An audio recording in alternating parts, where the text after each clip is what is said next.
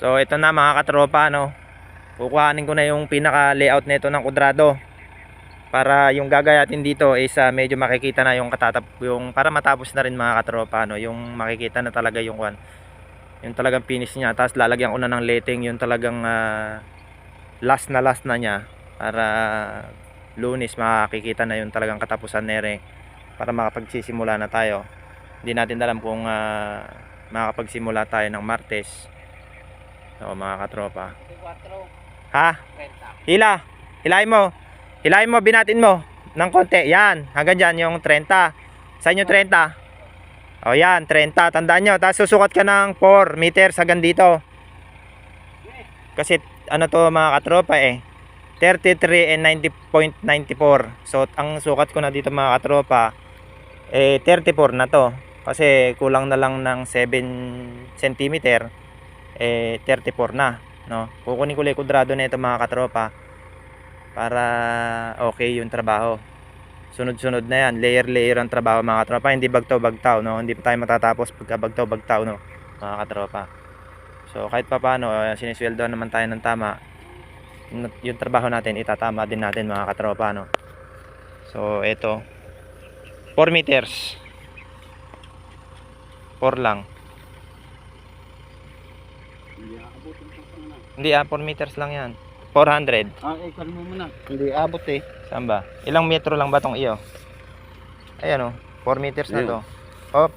Yan. 4 meters. So ayan mga katropa, 4 meters kasi 34 din sukat doon. Ngayon susukatin ko naman to, 16 naman to mga katropa.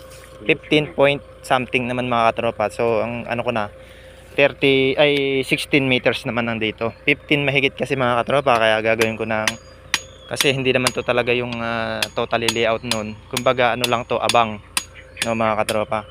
Tapos ito naman 16 to. 16 to, kailangan 16 to, doon ipapalok yan. Tapos babatakan natin ng letting to. Makikita na natin yung karsada na sinasabi nung nag-donate ng lupa na to na kailangan daw may karsada rito kahit maliit. So ito kasi is karsada to, diretsuhan doon sa kanilang lote. Doon patungo doon. So bubuhayin yung karsada rito. Oh, sa bakal. Diyan sa bakal diyan. So para makuha yung kakudraduhan, ganito po ang mga gagawin nyo sa pagli-layout mga katropa ng project is ganito. Mga katropa, no. Lalo kung may mga ganito. Ito nga pala is hindi ako sanay sa ganitong mga backfilling, pero first class pala to mga katropa, no. Maganda to sa mga tipang. Kasi pag nabasa to nagiging putik. Mabilis siya masiksik mga katropa. Maganda tong lupa. 16 tropa. 16. 18 na to. Dito lang 16 lang tayo mga katropa, no. Dahil hindi naman mauunat 'yon, dito ka kumana. Kailangan mo to dito. Tignan nyo nga kung medyo unat. Iangat mo tropa. Tropa, iangat mo. Yan, ganyan. Tapos binatin nyo. Hindi siya lang ang kan. Yan, iangat mo tapos binatin mo tropa. 16. Tontosan mo yung 16 diyan. 16 na. Kasi medyo binat na yan 16, kasi 16. Ito yung 16. Ito yung 16 dito. Yan.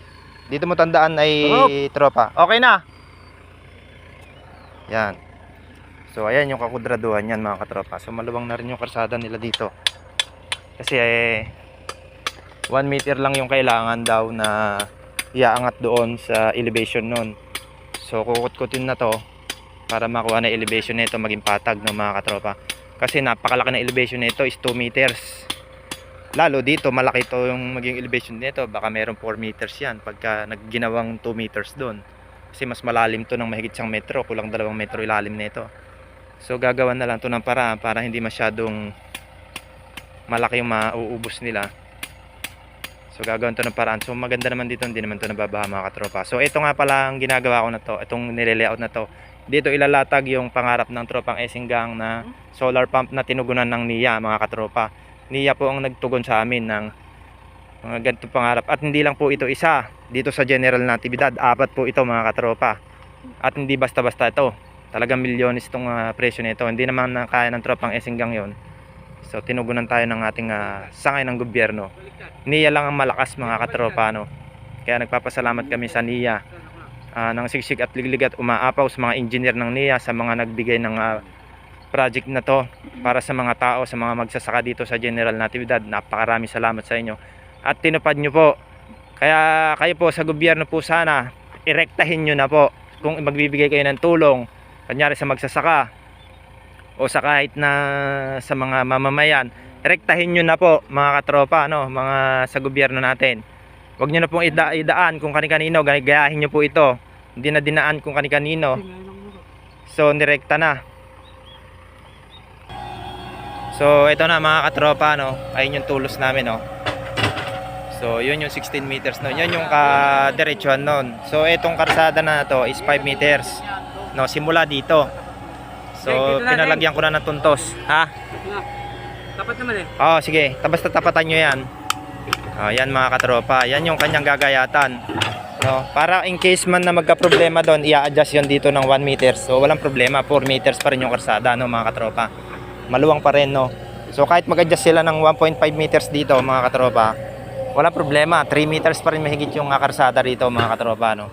So sabi lalagyan daw ng karsada dito. Sabi na yun ang gusto ng may-ari, yung nag-donate ng lupa. So para naiikot yung solar pump, no, yung solar panel, no, mga katropa, para maginhawa, naiikot yung solar panel, no, mga katropa. So ganito na lang, no, abangan nyo na lang uli sa Lunes, no. So abangan nyo nga pala yung aming vlog, no, ng Tropang Esinggang, no. Magbabalik na po ang Tropang Esinggang dahil ito yung pangarap ng Tropang Esinggang. Ay, may deliver nga pala ng buhangin. So andal lang mga katropa at pupunta ko i-deliver ng buhangin.